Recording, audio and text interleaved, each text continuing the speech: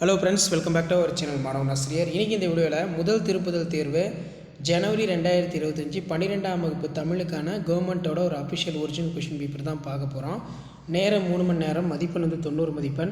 அனைத்து வினாக்களுக்கு விடையிலே 1 மார்க் பொறுத்த வரைக்கும் 14 1 மார்க் கேட்டிருக்காங்க. புக் பேக் 1 மார்க் நல்லா தரவாக படிச்சுக்கோங்க. இந்த கொஷின் பேப்பரில் கூடிய குருவினா சிறுவினா நெடுவினா எதுவும் ஸ்கிப் பண்ணாதீங்க, எல்லாத்தையும் நல்லா படிச்சுக்கோங்க. இதில் எவையும் 3 2க்கு விடை தேர்வை பொறுத்த வரைக்கும் 3 × 2 6. அகநானூறு எத்தனை பிரிவுகளை உடையது? அவை யாவை? செல்வம் இருப்பதற்கான வழியாக வள்ளுவம் உரைப்பன யாவை? எழுத்தாணியின் வகைகள் யாவை? எண்வகை மெய்ப்பாடுகள் யாவை? அதே மாதிரி 2 × 2 4. நடையலைகள் பற்றி தொல்காப்பியம் கூறும் கருத்தை குறிப்பிடு. தமிழர் வளர்த்த அழகு கலைகள் நூல் பற்றி குறிப்பு வரைக. பேச்சு வழக்கை எழுத்து வழக்காக மாற்ற சொல்லியிருக்காங்க. இதில் பார்த்திங்கன்னா நமக்கு விடைக்கேற்ற வினா அமைக்க சொல்லியிருக்காங்க. அடுத்து மாங்கொழி சொற்கள், ஒரு மதிப்பெண் வினாக்கள்லாம் புக் பேக் நல்லா பார்த்துக்கோங்க.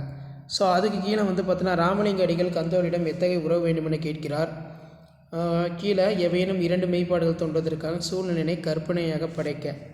வருபவர் எவராயினும் நன்றி செலுத்த இடஞ்சுட்டி பொருள் விளக்க. மழை வெள்ள பாதுகாப்பில் இருந்து காத்துக்கொள்ளும் முன்னெச்சரிக்கை நடவடிக்கைகளை குறிப்பிட. மயிலை சினி வெங்கடசாமி நினைவு சிரிப்பதற்கு செய்திகளை உருவாக்கி தருக. இறை என்பவர்கள் நேர மேலாண்மை உதாரணமாக சொல்ல கதையினை எழுது. நீங்கள் ஆசிரியரானால் மாணக்கரை அன்பினால் எவ்வகை நெறிப்படுத்துவீர்கள்? ஏகாதேச உருவகணி கேட்கப்பட்டிருக்கு.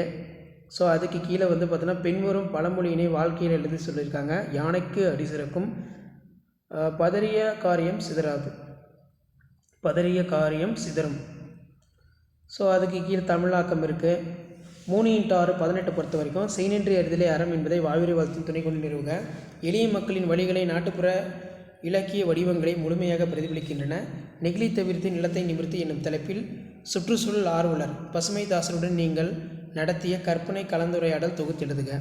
திரைப்படத்துறை என்பது 1000 பேரை காப்பாற்றும் தொழிலா அல்லது கலைகளின் சங்கமமா? பாரதியின் கடிதம் வாயிலாக நீங்கள் அறிந்து கொண்ட மொழிப்பற்று சமூகப்பற்று ஆகியவற்றை விவரிக்க. கோடை மலை கதை வாயிலாக விளக்கப்படும் மனிதநேய பண்புகளை எழுது. அடுத்து மனப்பாட பாடல் கேட்கப்பட்டிருக்கு, நல்லா படிச்சுக்கோங்க.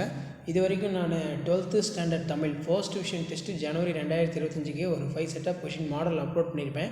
அதெல்லாம் நல்லா படிச்சுட்டு போங்க. கண்டிப்பாக அந்த மாடலில் இருந்தால் கொஷின் கேட்பாங்க. தேங்க்யூ.